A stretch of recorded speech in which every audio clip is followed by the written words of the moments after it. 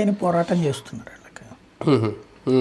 రండి రండి రండి అని పిలిపిస్తున్నారు, కానీ అవతల భయపెడుతున్నారు, భయంతో వణుకుతున్నారు. అలా వణికేటటువంటి వాళ్ళకి పరిష్కారం చూపించాలా. ఒకటి లీగల్ సాయం చేస్తున్నాం, లేకపోతే ధన సాయం చేస్తాం, ఇది కాదు. తెలుగుదేశం పార్టీ ఇదే పరిస్థితిని ఫేస్ చేసినప్పుడు ఏం చేసింది, తెలుగుదేశం అధికారిక పేజీలో పెట్టింది అన్ని ఓపెన్గా. ప్రతి నియోజకవర్గానికి తెలుగుదేశం పార్టీ ఒక టీమును పెట్టేసింది, ఒకళ్ళో ఇద్దరిని పెట్టేసి నియోజకవర్గానికి అక్కడ వాళ్ళు దాని నుంచి చేసేటట్టు.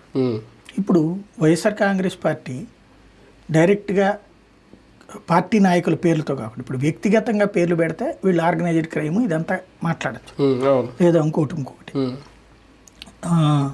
YSR Congress party Bezawada west, YSR Congress party Vijayawada central, YSR Congress party దాన్ని ఏమంటారు భవానీపురం, ఇట్లా పేర్లతో ఎందుకు అకౌంట్స్ పెట్టకూడదు? ఫేస్బుక్లు, ఇన్స్టాలు వీటిట్లో పెట్టాలి అంటే ఒక్కొక్క మనిషిని పెట్టి వాళ్ళ పేరుతో సిమ్ తీసుకుని చెయ్యాలి. అలా చెయ్యాలి అంటే పార్టీ ఆర్గనైజ్డ్గా చెయ్యాలి. చేసి ఒక వీడియోని నువ్వు పాస్ చేస్తే అందరి దగ్గరికి వెళ్ళాలి.